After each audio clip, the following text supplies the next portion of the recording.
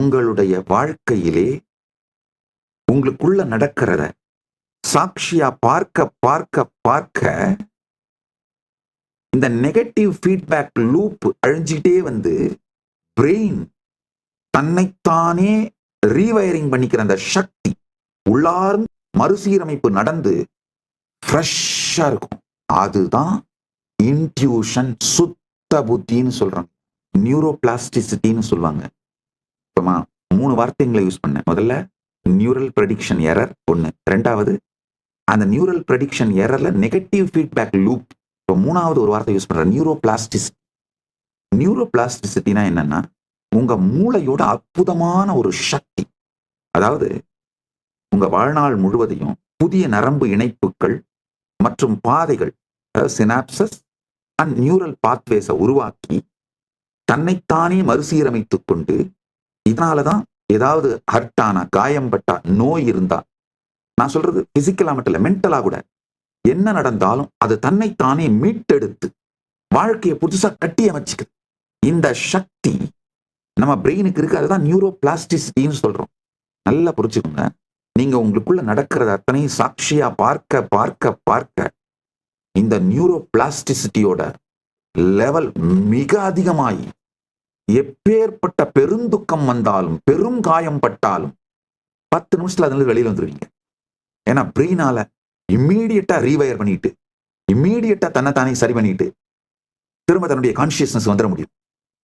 தன்னைத்தானே ரீவயர் பண்ணிக்க முடியும். நல்லா புரிஞ்சுக்கோங்க. இந்த ஒரு சத்தியத்தை கொஞ்சம் ஆழ்ந்து சிந்தியுங்க. சில பேர் வாழ்க்கையில எவ்வளவு பெரிய அடி வாங்கினாலும் சும்மா 10 நிமிஷத்துல திரும்ப பேலன்ஸ் ஆயிடுவாங்க. அடுத்து என்ன நடக்கணுமோ அதை தொடர்ந்து செய்ய ஆரம்பிச்சிருவாங்க.